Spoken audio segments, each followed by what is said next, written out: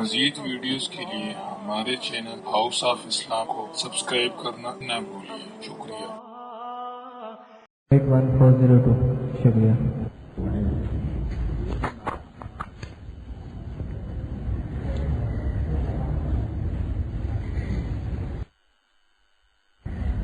حضرت حکیم الامت صلی اللہ تعالیٰ علیہ وسلم کی کتاب التشرف شروع کی تھی، جس میں تصوف سے متعلق احادیث حضرت والا نے جمع فرمائی، اور اس کی پہلی حدیث کا مختصر بیان شروع ہوا تھا، اور یہ وہ حدیث ہے جو کم و بیش ہر مسلمان کو معلوم ہوتی ہے، زباغت خلائق ہے کہ حضور اکرم صلی اللہ علیہ وسلم نے ارشاد فرمایا کہ طلب العلم فریضۃ علی کل مسلم، تو علم کا طلب کرنا ہر مسلمان پر فرض۔ پچھلے جمعہ میں نے مختصراً عرض کیا تھا کہ علم کا طلب کرنا ایک تو وہ ہے جو ہر انسان کے ذمہ فرض عین ہے، اور ایک وہ ہے جو فرض کفایہ ہے۔ فرض عین کا بیان پچھلے جمعہ میں ہوا تھا کہ ہر وہ بات جو انسان کو ایک مسلمان کی حیثیت میں زندگی گزارنے کے لیے ضروری ہے، اس کا علم حاصل کرنا ہر مسلمان کے ذمہ فرض عین ہے۔ ایسا ہی جیسے نماز فرض ہے، روزہ فرض ہے، زکوٰۃ فرض ہے، اسی طرح علم کا اتنا علم حاصل کرنا فرض ہے۔ لیکن پہلے یاد کر چکا ہوں کہ اس علم کے حاصل کرنے کے لیے کسی باقاعدہ مدرسے میں داخل ہونے کی ضرورت نہیں، باقاعدہ عالم بننے کی ضرورت نہیں، باقاعدہ کسی کے سامنے دانوِ تلمذ طے کرنے کی ضرورت نہیں۔ اللہ تعالیٰ نے جب فرض عین کیا تو اس کو آسان بھی کر کہ کسی بھی عالم سے، کسی بھی اللہ والے سے رابطہ قائم کر لے آدمی، اور اپنی ضرورت کی معلومات اس سے حاصل کرے اور کرتا رہے، جو جو واقعات پیش آتا ہے، تو اس طرح علم حاصل ہوتا جائے گا۔ کتابیں چھپی ہوئی ہیں، ان کتابوں کو آگے مطالعہ کریں اور کتابوں کے مطالعے سے وہ علم حاصل کریں، یہ بھی اس سے بھی فریضہ ادا ہو جاتا ہے۔ لیکن توجہ کی بات ہے، دھیان کی بات ہے، اہمیت کی بات ہے کہ آدمی کے دل میں یہ اہمیت ہو کہ یہ کام مجھے کرنا ہے۔ اب میں ایک مثال دیتا ہوں، قرآن کریم کی تلاوت یہ فرض عین ہے، کیونکہ نماز اس کے بغیر نہیں ہوتی، اور قرآن کریم کی تلاوت کے لیے ضروری ہے کہ قرآن کو حتی انسان اسی طرح پڑھے جس طرح وہ نازل ہوا، اور جس طرح حضور اقدس صلی اللہ علیہ وسلم نے پڑھا، اور جس طرح حضرات صحابہ کرام رضی اللہ تعالیٰ عنہ اجمعین نے پڑھا، اور جس طرح اس کے پڑھنے کا قاعدہ ہے، اس طرح پڑھنا ہر انسان کے ذمے فرض عین، اور دنوں میں اور اوقات میں تلاوت کرے یا نہ کرے، اور اوقات میں تلاوت کرنا فرض عین نہیں، لیکن نماز میں تو فرض عین ہے، کم از کم سورۃ فاتحہ تو پڑھتا ہے، سورۃ فاتحہ کے بعد کوئی سورت ملاتا ہے، تو اس کو پڑھنے کے لیے وہ طریقہ ہونا چاہیے جو اس کو پڑھنے کا طریقہ ہے۔ اور اللہ تبارک و تعالیٰ نے اس امت کو یہ شرف عطا فرمایا کہ جہاں اس کے اوپر نازل ہونے والی کتاب یعنی قرآن کو قیامت تک کے لیے اس طرح محفوظ کر دیا کہ اس کا ایک نقطہ، ایک شوشہ نہیں بدل سکتا، الحمدللہ، بخلاف پچھلی آسمانی کتابوں کے جن میں قرآن نے کیا کچھ تعریفات ہوتی چلی گئی، لیکن اللہ نے فرما دیا انا نحن نزلنا الذکر و انا لہ لحافظون، ہم ہی نے نازل کیا، ہم ہی اس کی حفاظت کریں۔ تو یہ اللہ تعالیٰ نے جہاں یہ شرف عطا فرمایا ہے اس کو قرآن کریم کو، وہاں اس امت کو یہ شرف عطا فرمایا کہ اس نے صرف قرآن کی لفظوں کی حفاظت نہیں کی، بلکہ اس کے ایک ایک پڑھنے کے انداز تک کی حفاظت کی۔ ایسی حفاظت کی کہ کون سا حرف کس طرح ادا ہوگا، کیا اس کا مخرج ہے، کیا اس کے اندر صفات ہے کہ اس کے ساتھ اس کو ادا کرنا چاہیے۔ اس کے لیے پورا ایک علم وجود میں آ گیا جس کو علم تجوید کہتے ہیں، اور یہ حضور اکرم صلی اللہ علیہ وسلم کے وقت سے لے کر آج تک الحمدللہ وہ علم زندہ ہے، پائندہ ہے، قابل ہے۔ اللہ تعالیٰ نے جہاں قرآن کی حفاظت فرمائی ہے اس علم کی بھی حفاظت فرمائی۔ وہ علم اسی لیے ہے کہ چاہے آدمی کی مادری زبان عربی نہ ہو، لیکن وہ اس علم کے ذریعے اس قرآن کریم کو پڑھنے کا وہ طریقہ سیکھ لے۔ یہ سیکھنا ہر مسلمان کے ذمے فرض عین، یہ فرض کفایہ نہیں، اس میں کوئی چھوٹ نہیں، بلکہ اس کا پڑھنا فرض عین ہے، ہر مسلمان کے ذمے ضروری ہے۔ کم از کم یہ ضروری کہ اپنی حد تک پوری کوشش کر لے اس طرح پڑھنے۔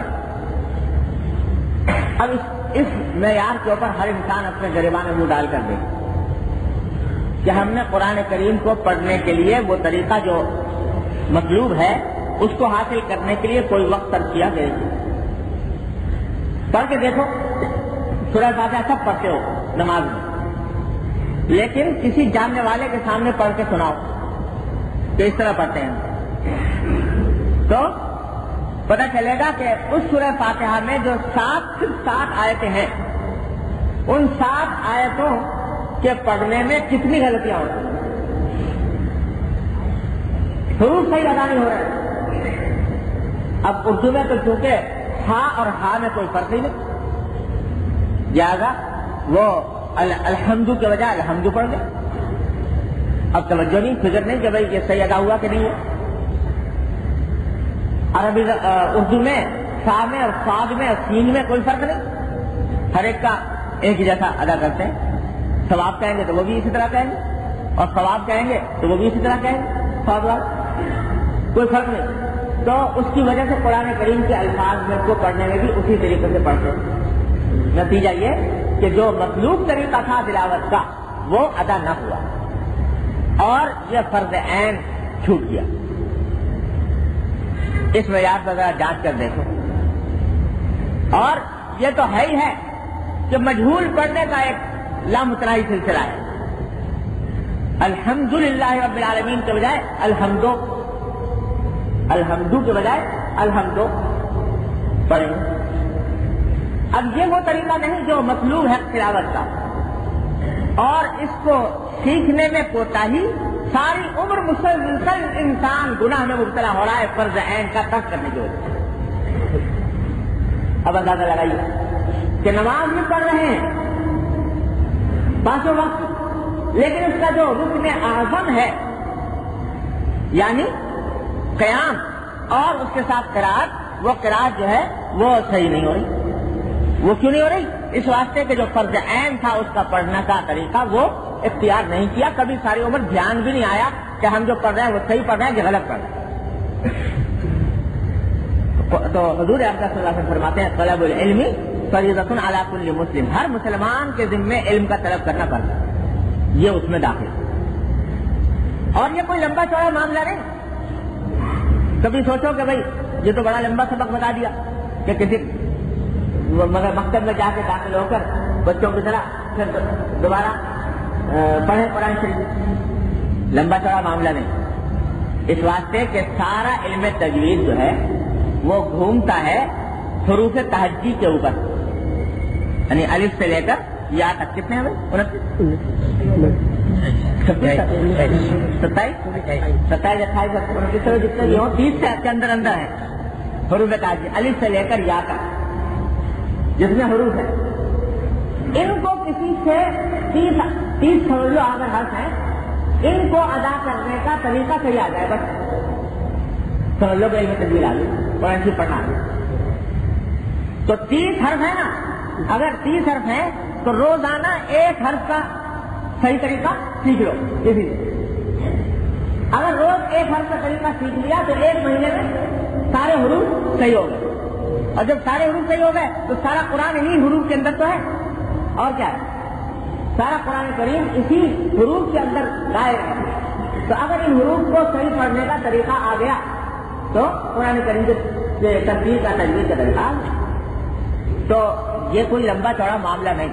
30 حروف کو سیکھنا، اس میں سے بہت سے حروف ایسے ہیں کہ جن کے لیے کوئی خاص بہت لمبا چوڑا قاعدہ سیکھنے کی ضرورت نہیں، زبان پر ویسے ہی چڑھے ہوئے ہوتے ہیں، اور بعض ہیں تو ان کو پڑھنے کا طریقہ سیکھ لو۔ ایک حرف روزانہ سیکھ لو تو 1 مہینے میں کام ہو جائے، لیکن ساری عمر گزر گئی اور قرآن غلط پڑھتے رہے، قرآن کریم کو صحیح پڑھنے کا طریقہ نہیں آیا، اور دھیان نہیں، توجہ نہیں، التفات نہیں، اس کو کہتے ہیں تل اوجھل پہاڑ، کہ ایک تل نے پورے پہاڑ کو اوجھل کر رکھا۔ اتنا آسان کام اور اتنی اس کی طرف سے غفلت، یہ سب اس وجہ سے کہ طلب العلم فریضۃ علی کل مسلم جو فرمایا تھا اس کی طرف دھیان نہیں۔ سارا زور جو ہے وہ اس علم کی طرف ہے جو کوئی پیسے مہیا کرے، جو روٹی حاصل کرنے کے لیے کارآمد ہو، جس سے دولت ملے، جس سے دنیا میں منصب اور عزت ملے، اس کی طرف دھیان ہے۔ لیکن جس علم کی ضرورت ہے اپنی آخرت بنانے کے لیے، اللہ تبارک و تعالیٰ کو راضی کرنے کے لیے، اللہ کے رسول صلی اللہ علیہ وسلم کی سنت پر عمل کرنے کے لیے، اس کی طرف دھیان نہیں، توجہ نہیں، فکر نہیں۔ اور رونا تو یہ ہے کہ عوام تو عوام جو دوسرے کاموں میں لگے ہوئے ہیں، بعض اوقات اچھے خاصے عالم ہو گئے، دورہ حدیث پڑھ لیا اور عالم ہو گئے، اور قرآن کریم صحیح پڑھنا نہ آیا۔ وجہ اس کی یہ ہے کہ جو علم فرض کفایہ تھا اس کی طرف توجہ بے انتہا، لیکن جو علم فرض عین تھا، ہر ایک انسان کے ذمہ ضروری تھا، اس کی طرف توجہ، اس کی طرف التفات ہے۔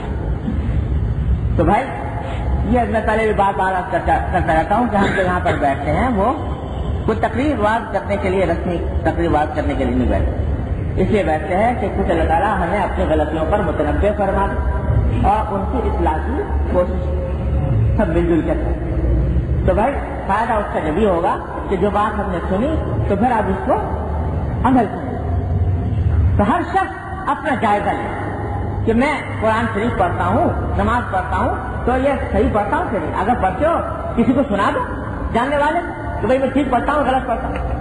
اگر صحیح پڑھتے ہو تو سبحان اللہ، بڑی اچھی بات۔ اور اگر کوئی غلطی ہے تو جو غلطی ہے، جو کوتاہی ہے، اس کو کسی جاننے والے سے سیکھ کر درست کرو۔ اور اس میں یاد رکھو، مرد اور عورت میں کوئی تفریق نہیں۔ اگر مردوں کے ذمہ تجوید ضروری ہے، یعنی حروف کا صحیح ادا کرنا ضروری ہے، تو عورتوں کے ذمہ بھی ضروری ہے۔ یہ نہ سمجھے کہ عورتیں ہم کہاں سے قاریہ بنیں گی، تو قاریہ بننے کی ضرورت نہیں، لیکن حروف کو صحیح ادا کرنے کی کوشش کرنا ضروری ہے۔ تو اگر کسی خواتین کو بھی اس بات کا اہتمام چاہیے کہ وہ یہ دیکھیں کہ ہم قرآن صحیح پڑھ رہے ہیں کہ نہیں پڑھ رہے ہیں۔ اگر نہیں پڑھ رہے تو فکر کریں اس کی، اور فکر کر کے کسی کے ذریعے اس کی تصحیح کرنے کی کوشش کریں۔ تو خلاصہ یہ ہے کہ یہ جو علم فرمایا کہ ہر مسلمان کے ذمہ فرض عین ہے، یہ وہ علم ہے کہ جس کے بغیر انسان فرائض و واجبات پر عمل نہیں کر سکتا اور حلال و حرام کے احکام پر عمل نہیں کر سکتا۔ ان کو سیکھنا ہر انسان کے ذمہ ضروری ہے، جس طرح بھی ممکن ہو۔ ایک اس میں اچھا طریقہ اس کے سیکھنے کا یہ بھی ہو گیا ہے کہ آج کل ماشاءاللہ جماعتیں جاتی ہیں، تبلیغی جماعت میں لوگ جاتے ہیں، تو اس کا بھی اس درجے کے علم کو سیکھنے کے لیے وہ بھی بڑا مفید ہوتا ہے کہ وہاں پر کچھ دن آدمی ایسے لوگوں کے نیک لوگوں کی صحبت میں آدمی گزارتا ہے، اور ایک دوسرے کے ساتھ مل کر معلومات دین کی حاصل ہوتی ہیں، وہاں مستقل تعلیم کا بھی سلسلہ ہوتا ہے، وہ ہوتا ہے کچھ وقت اس کا اندر لگا دے آدمی تو اس سے یہ فائدہ حاصل ہو جاتا ہے۔ جو بھی طریقہ ممکن ہو اس کی فکر ہر مسلمان کو کرنی چاہیے کہ ہمیں ضروری معلومات حاصل ہو۔ اور جیسے میں نے پچھلے جمعہ بھی عرض کیا تھا کہ دوسرا حصہ فرض عین کا یہ ہے کہ آدمی جس مشغلے میں لگا ہو اس مشغلے کے بارے میں دینی احکام کا جاننا یہ اس کے ذمہ فرض عین ہے. جیسے میں نے مثال دی تھی کہ ایک آدمی تاجر ہے، تو اب تجارت کے جو بنیادی مسائل ہیں، کون سی تجارت حلال ہے، کون سی حرام ہے، کون سی بیع جائز ہے، کون سی ناجائز ہے، اس کا جاننا ضروری ہے کہ ایک آدمی وہ علم حاصل کر لے. اگر ایک بستی میں ایک بھی ہو گیا تو سارے بستی والوں کی طرف سے وہ فریضہ ادا ہو جاتا ہے. وہ ہے باقاعدہ علم دین، پورا سارا دین کا علم، جس کو کہتے ہیں کہ عالم بن باقاعدہ، جس کے لیے باقاعدہ مدرسے میں داخل ہونا پڑتا ہے، اساتذہ سے علم حاصل کرنا پڑتا ہے اور 7-8 سال لگتے ہیں آج کل. وہ کم از کم ایک آدمی بستی میں ہونا سارے بستی والوں کے ذمہ ضروری ہے کہ کم از کم ایک آدمی عالم ہو جو ان کو حلال و حرام کا علم دے سکے، جو مسئلے بتا سکے، جو ان کو دین کے باتیں سمجھا سکے. ایک آدمی کا ہونا ضروری ہے. سب نہ صحیح، ایک آدمی ہو جائے تو کافی ہے ایک بستی کے اندر.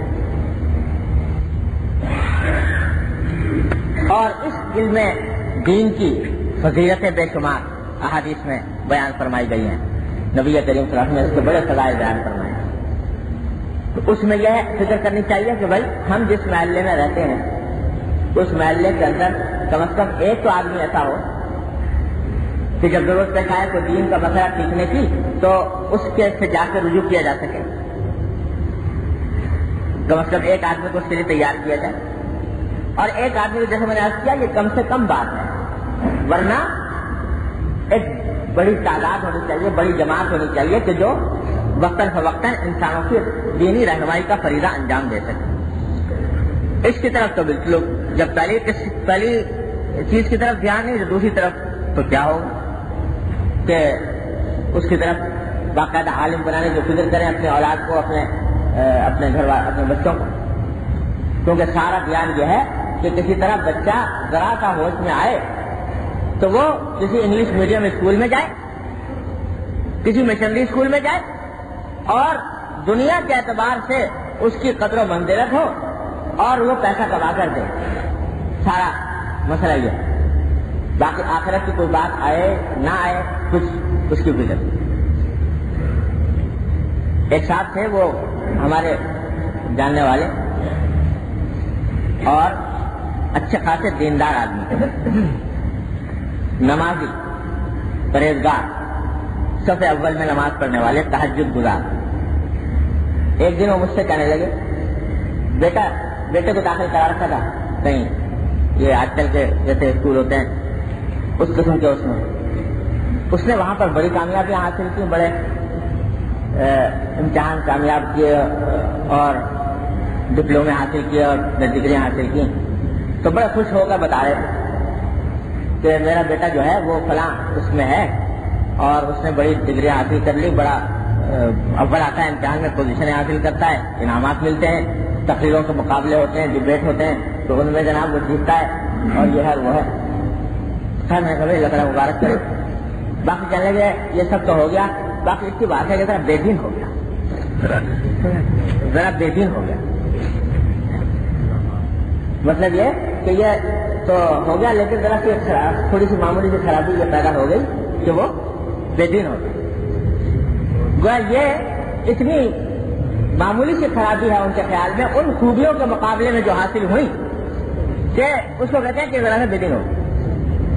تو میرے والد ماجد رحمۃ اللہ علیہ قصہ سنایا کرتے تھے کہ ایک صاحب کا انتقال ہو گیا تو لوگوں کو کچھ شک ہو رہا تھا کہ پتہ نہیں انتقال ہوا کہ نہیں ہوا.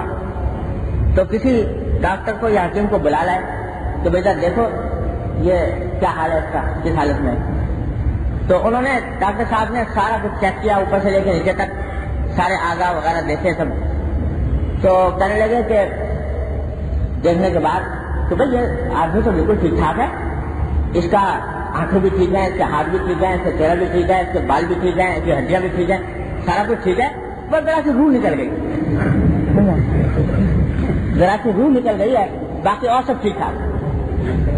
تو یہ فرمایا کہ اور تو یہ بڑی کامیابی حاصل کر رہا ہے، باقی ذرا سا بے دین ہو گیا. اللہ باللہ. تو بے دین ہو جانے کو اس طرح معمولی سی بات کہہ کر میں تو لڑ گیا. یہ جگہ ہو. تو بھائی اس کی فکر کرو کہ کوئی نتیجہ اس کا ہوتا یہ ہے کہ بنا دیا بڑا ماڈرن سے ماڈرن طریقے کے اسکولوں میں تعلیمی اداروں میں داخل کر کے کہاں سے کہاں پہنچا دیا. جب صاحب بہادر بوڑھے ہوتے ہیں اور وہ اولاد جوان ہوتی ہے پڑھ لکھ کر تو باپ کو بیوقوف بناتی ہے اور وہاں تو اس تہذیب کی تعلیم حاصل ہوتی ہے کہ جہاں جب باپ بوڑھا ہوا تو اٹھا کر اس کو اولڈ ایج ہوم میں داخل کر دیا. اور وہاں مجھے انگلینڈ میں ایک صاحب بتا رہے تھے کہ اولڈ ایج ہوم کا حال یہ ہے کہ ایک صاحب میرے سامنے کا واقعہ ہے. اولڈ ایج ہوم میں بیٹھا ہوا تھا تو اولڈ ایج ہوم کے مینیجر نے ایک شخص کا انتقال ہو گیا تو اس کے لڑکے کو ٹیلی فون کیا کہ بھائی آپ کے باپ کا انتقال ہو گیا یہاں پر تو آپ کو اطلاع دی جا رہی ہے, آپ آ کر اس کو تدفین وغیرہ کچھ انتظام کرنا چاہیں تو کر دیں.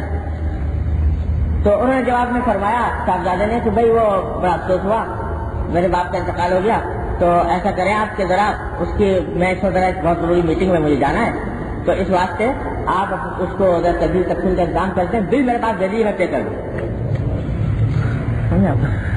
تو وہ بل وہ بھی احسان کیا انہوں نے کہ بل پے کر دیا اپنے باپ کے تدبیر تقسیم کا. تو یہ حالت ہو جاتی ہے. اکبر مرحوم کہتے ہیں کہ ہم ایسی سب کتابیں قابل ضبطی سمجھتے ہیں, ہم ایسی سب کتابیں قابل ضبطی سمجھتے ہیں کہ جن کو پڑھ کے بیٹے باپ کو خطی سمجھتے ہیں. تو یہ حال ہے. وہی پھر اوپر جا کر سر پر جوتے لگاتے ہیں اور اس سے خوش ہوتے ہیں. تو العیاذ باللہ, ارے کم از کم اولاد میں کوئی ایک آدمی تو ایسا تیار کر دو جو تمہارے لیے صدقہ جاریہ ہو, تمہارے مرنے کے بعد تمہارے لیے ثواب کا سامان پیدا کرے, تمہارے لیے کم از کم دعا کرتا رہے, تمہارے لیے اشارے ثواب کرتا رہے اور اس کی پوری زندگی تمہارے لیے صدقہ جاریہ بنے. اس کی فکر تو کر لو, کم از کم اولاد میں ایک آدمی تو ایسا تیار کرے. یہ فرض کفایہ ہے, اس کی طرف دھیان دینے کی ضرورت ہے. یہاں ایک بات اور عرض کر دوں, اللہ وہ یہ ہے, وہ میرے والد ماجد صلی اللہ تعالیٰ سے کی بات ہے یاد رکھنے کی. فرماتے تھے کہ بھائی علم دین بھی پورا کا پورا حاصل کرنا فرض کفایہ, اور بہت سے دنیا کے علوم بھی فرض کفایہ ہے. دنیا کے علوم جن کو ہم کہتے ہیں وہ بھی فرض کفایہ ہے. اس واسطے کہ اگر کوئی نہ ان کو سیکھے تو دنیا کا انسان کیسے چلے. اگر کوئی آدمی ڈاکٹر نہ ہو, ساری دنیا میں کوئی آدمی, سارے ملک میں, سارے شہر میں کوئی آدمی ڈاکٹر نہ ہو تو کام کیسے چلے. بیمار ہو تو آدمی کس کے پاس جائے. لہذا ڈاکٹری یا طب کا حاصل کرنا بھی فرض کفایہ ہے. اگر ساری بستی میں کوئی بھی نہ ہو تیرے سب گنہگار ہوں گے, وہ بھی فرض کفایہ ہے. اگر کوئی سارے بستی میں, سارے معاشرے میں کوئی بھی بڑھئی نہ ہو, کوئی انجینئر نہ ہو, کوئی باورچی نہ ہو تو دنیا کا کام رہ جائے. لہذا ان علوم کا حاصل کرنا بھی بقدر ضرورت فرض کفایہ ہے. یہ بھی ایسے نہیں ہے کہ یہ سمجھا جائے کہ یہ ناجائز علوم ہے, نہ صرف جائز ہے بلکہ فرض کفایہ ہے. تو اب سوال پیدا ہوتا ہے کہ جب یہ بھی فرض کفایہ اور وہ بھی فرض کفایہ تو پھر علم دین کی کیا فضیلت ہے.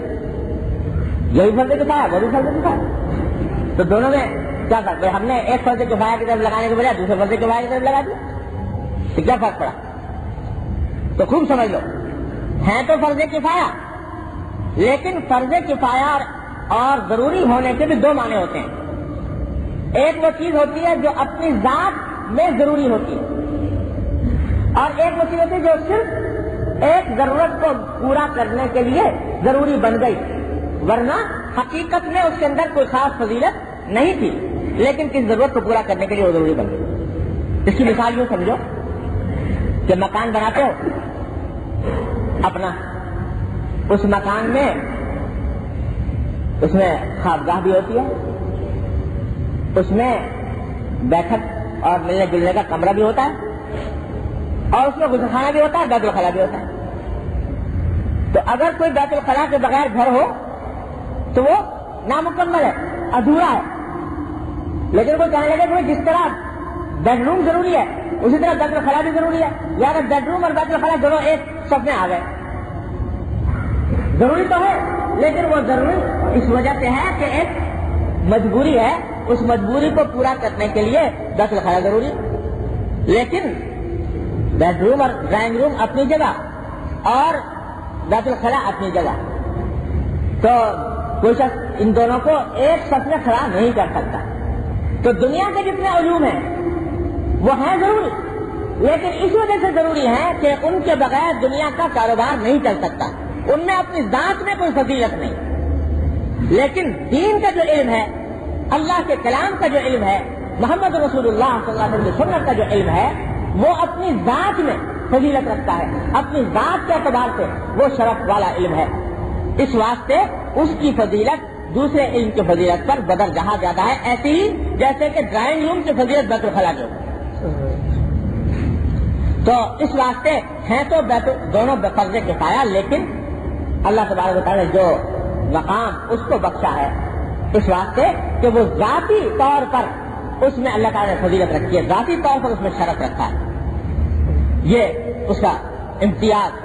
اور اسی واسطے حدیث میں فرمایا نبی کریم صلی اللہ علیہ وسلم نے کہ جو شخص بھی ایک قدم بھی بڑھاتا ہے اس علم کے حصول کے لیے، علم دین کے حصول کے لیے، تو ہر قدم پر اللہ تبارک و تعالیٰ اس کے ایک گناہ معاف فرماتے ہیں، ایک درجہ اس کا بلند فرماتے ہیں.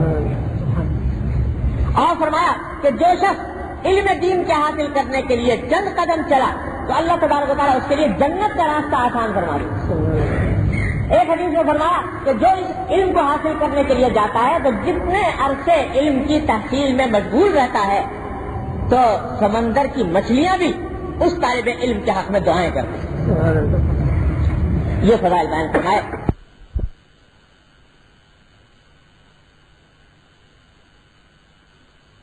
تو جو محمد رسول اللہ صلی اللہ علیہ وسلم کا علم، آپ کے صحابہ کا علم، آپ کے پیاروں کا، محبوبوں کا علم، اس واسطے دونوں میں زمین و آسمان کا فرق ہے. اگرچہ فرض کفایہ وہ بھی ہو اور یہ بھی ہو، تو اس واسطے کبھی اس غلط فہمی میں مبتلا مت ہو کہ بھائی دونوں علم برابر ہے. جو العلم جس کو اللہ تبارک و تعالیٰ نے اپنے کلام کا، اپنے وحی کے ذریعے نازل فرمایا، اس علم کا کوئی مقابلہ نہیں ہے اس علم سے جو محض انسان کے تجرباتی علم ہے.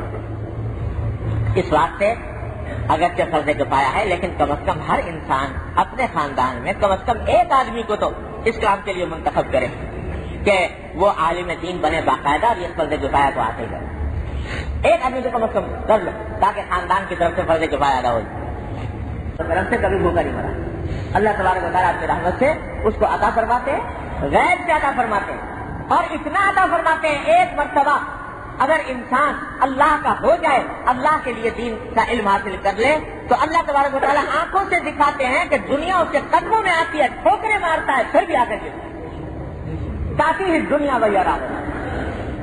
اس واسطے کہ دنیا کا قاعدہ یہ ہے کہ جو شخص دنیا کے پیچھے بھاگا دنیا اس سے بھاگی، اور جو شخص دنیا سے بھاگا دنیا اس سے پیچھے بھاگی.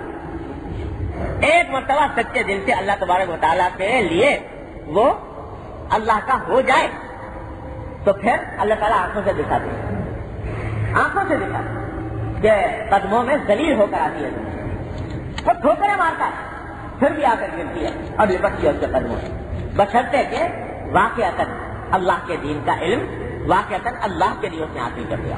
تجربہ اللہ تبارک تعالیٰ دکھا دیتے ہیں. تو اس واسطے اللہ تبارک و تعالیٰ میاں میرے والد فرمایا کرتے تھے، اللہ تعالیٰ ان کے درجات بلند فرمائے کہ اللہ تعالیٰ چرندوں کو دیتا ہے، پرندوں کو دیتا ہے، درندوں کو دیتا ہے، ارے خنزیروں اور کتوں کو دیتا ہے، تو اس کے دین کا علم حاصل کرنے والے کو نہیں دے گا، اس کو محروم کر دے گا، اس کو رزق نہیں ملے گا. اللہ تبارک و تعالیٰ اپنی رحمت سے دکھا دیتے ہیں کہ وہ بھی، اور بسا اوقات جتنا جتنا اللہ تبارک و تعالیٰ سے قرب ہو اور جتنا جتنا اس میں اخلاص ہو اٹھنے ہی نسبت سے اللہ تبارک و تعالیٰ اس کو دنیا کے اندر بھی عزت کراتے ہیں، دنیا کے اندر بھی عزت فرماتے ہیں۔ تو اس واسطے یہ فضول خیالات دل سے نکالو اور علم دین کی قدر و قیمت پہچانو۔ کیا اللہ تبارک و تعالیٰ نے یہ دولت دی ہے، اور آج اس کی قدر و قیمت اس لیے معلوم نہیں ہوتی کہ آنکھوں کو چکا چوند کر رکھا ہے دنیا کی چمک دمک میں، اور جس دن یہ آنکھ بند ہوئی اور عالم آخرت کے مناظر سامنے آئے تو پتہ چلے گا کہ اس علم کی کیا قدر و قیمت اور اللہ تبارک و تعالیٰ کے ہاں اس کا کیا مقام ہے۔ تو اس لیے کچھ کم از کم اولاد میں کچھ لوگوں کو تو تیار کرو۔ میرے والد ماجد رضی اللہ تعالیٰ سے فرمایا کرتے تھے کہ بھائی دینی مدرسے جو ہیں اس میں لوگ چندے مانگتے ہیں کہ بھائی ان کو چلانے کے لیے چندہ دیں، تو والد صاحب فرما دیتے ہیں کہ بھائی پیسے کا روپے پیسے کا چندہ جو ہے وہ تو میں مانگتا نہیں، الحمدللہ ساری عمر نہیں مانگا کبھی جیسے مدرسے چلانے کے لیے چندہ، لیکن ایک چندہ مانگتا ہوں، وہ چندہ اولاد کا، وہ چندہ آدمیوں کا، کہ کچھ لوگ اس اللہ کے دین کے لیے خالص کر کے رکھتے ہیں کہ تاکہ وہ اس امت کے لیے ایک ذخیرہ بن سکے، خود تمہارے لیے ذخیرہ بن سکے آخرت کے۔ تو اللہ تبارک و تعالیٰ اپنی رحمت سے اس کی صحیح قدر و قیمت پہچاننے کی توفیق عطا فرمائے۔ اللہ دوسری حدیث جو اسی کتاب میں حضرت نے نقل فرمائی ہے احیاء العلوم کے، جس میں میں نے بتایا تھا کہ اس میں اکثر حدیثیں وہ ہیں جو امام غزالی نے احیاء العلوم میں نقل کی ہیں، انہیں کو حضرت نے زیادہ تر جمع کیا ہے۔ تو یہ حدیث بھی حضرت نے نقل کر دی ہے امام غزالی کی احیاء العلوم سے نقل کر کے، اور یہ وہ حدیث ہے جو لوگوں میں بہت ہی زیادہ مشہور ہے، شاید پہلی حدیث سے بھی زیادہ۔ وہ کیا کہ اطلبوا العلم ولو بالسین، جس میں یہ کہا گیا کہ علم حاصل کرو چاہے چین جانا کیوں نہ پڑے علم کے لیے۔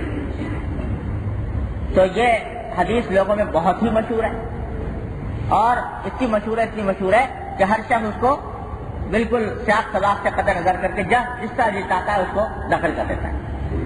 تو اچھا ہوا کہ یہ آ گئے جس سے میں اس کی حقیقت بیان کر دوں آپ کے سامنے۔ پہلی بات تو یہ کہ یہ حدیث ہے نہیں صحیح، یہ لوگ مشہور ہو گئی ہے، لیکن حدیث کا صحیح سند کے اعتبار سے یہ مستند حدیث نہیں۔ علماء کی ایک بڑی جماعت نے تو اس کو موضوع قرار دیا۔ موضوع کا مطلب ہوتا ہے گھڑے ہوئے، کسی نے گھڑ کر حضور اقدس صلی اللہ علیہ وسلم کی طرف منسوخ کر دیا ہے، حضور نے یہ بات نہیں فرمائی، موضوع کا مطلب۔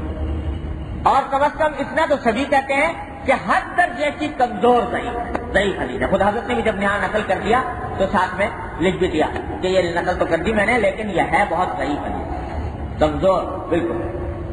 اور حدیث ضعیف جو ہوتی ہے اس کے بارے میں اصول یہ ہے کہ اس سے کوئی حکم مستنبط نہیں ہوتا، کوئی حلال کا، حرام کا، جائز کا، ناجائز کا، سنت کا، مستحب کا کوئی حکم حدیث ضعیف سے، کمزور حدیث سے مستنبط نہیں ہوتا، نہیں نکالا جاتا۔ تو جو حدیث بے بنیاد ہو یا غیر مستند ہو، کمزور ہو، تو اس کی بنیاد پر کیا کوئی حکم لگایا جائے۔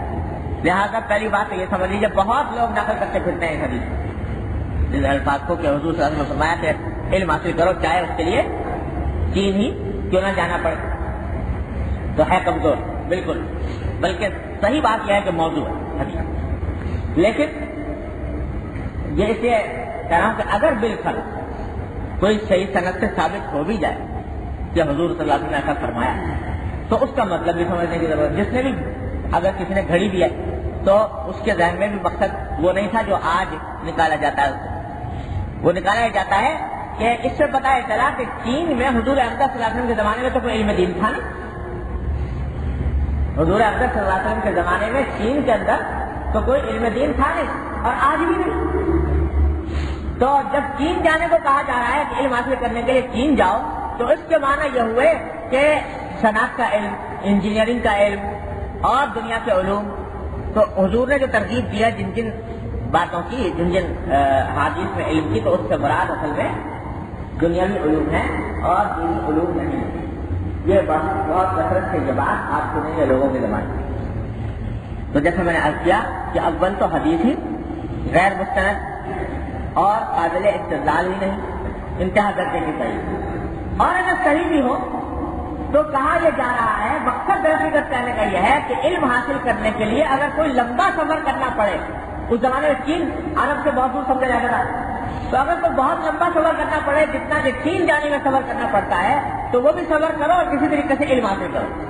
یہ مقصد ہے. یہ مقصد نہیں کہ چین میں مطلب یہ ہوا کہ چین میں سب کچھ ہوا کافر سے, ایک بھی مسلمان نہیں تھا, تو کفر کا علوم حاصل کرو.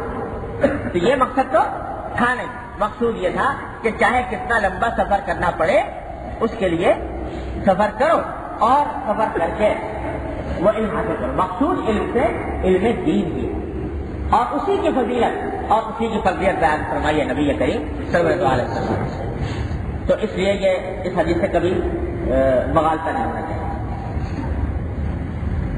تو یہ دو باتیں آج عرض کی گئی, ایک فرض کفایہ جو علم ہے وہ, اور دوسرا یہ کہ فضیلت کے اعتبار سے دنیا کے علوم میں اور یہ دین کے علوم میں زمین و آسمان کا فرق ہے, اگرچہ دونوں فرض کفایہ ہوں.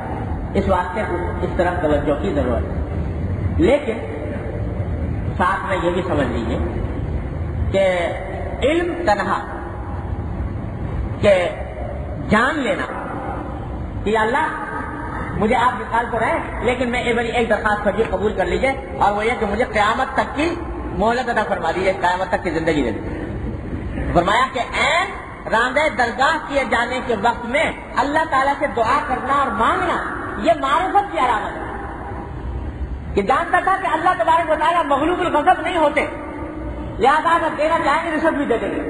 تو اس وقت بھی مانگ گیا دعا. تو عارف بھی بہت بڑا تھا اور عابد بہت بڑا تھا, عبادت گزار بہت بڑا تھا, عبادت بہت اللہ تعالیٰ. تو عالم بھی تھا, عارف بھی تھا, عابد بھی تھا, تین عین تھے. تو فرماتے ہیں البتہ ایک چوتھے عین کی کثر تھی, وہ ہے عاشق. کہ عالم تھا, عابد تھا, عارف تھا, مگر عاشق نہیں تھا, عشق کی عین نہیں تھی. اس کا نتیجہ یہ ہے کہ راندہ درگاہ ہو. اس واسطے کہ جب اللہ تبارک و تعالیٰ نے فرمایا کہ آدم کے آگے سجدہ کر, تو جواب میں اپنی دلیل پیش کر رہا ہے کہ تو نے اس کو آگ سے پیدا کیا, مجھے آگ سے پیدا کیا, اس کو مٹی سے پیدا کیا, آگ مٹی سے افضل ہوتی. اس کو اگر کوئی چیز توڑ سکتی تھی اس دلیل کو تو وہ صرف عشق تھا. عشق ہوتا, محبت ہوتی اللہ تبارک و تعالیٰ کی, تو جانتا کہ در حقیقت جب میرا مالک مجھے یہ کہہ رہا ہے کہ میں آگے سجدہ کروں, تو چاہے وہ چیز جس کو سجدہ کرنے کے لیے کہہ رہا ہے وہ کتنی ہی مفضول کیوں نہ ہو, کتنی ہی حقیر کیوں نہ ہو, میری محبت کا تقاضا یہ ہے کہ اس کے آگے سجدہ ریز ہو جائے. تو محبت نہیں تھی, عشق نہیں تھا, اس واسطے مارا گیا. تو اگر تنہا علم کوئی فضیلت کی چیز ہوتی تو ابلیس سب سے بڑا افضل انسان, افضل مخلوق تھی اس کائنات میں. لیکن معلوم ہوا کہ علم تنہا کافی نہیں, جب تک کہ اس کے ساتھ ساتھ عمل ہے. جب عمل ہو تو پھر علم جو ہے وہ در حقیقت سونے پر سہاگے کا کام کرتا ہے, وہ انسان کو شرف اور فضیلت بخشتا ہے. لیکن اگر خدا نہ کرے یہ نہ ہو تو الٹا وبال بن جاتا ہے. تو بھائی علم بھی حاصل کرنے کی فکر چاہیے اور اس کے اوپر عمل کی بھی فکر چاہیے. اللہ تبارک و تعالیٰ سے ہم سے اپنے فضل و کرم سے ہم سب کو اس کی توفیق عطا فرمائے. دعا کرو. اللہم صلی علی مولانا محمد وعلی آل محمد کما صلیت علی ربنا ظلمنا انفسنا وان لم تغفر لنا وترحمنا لنكونن من الخاسرين. ربنا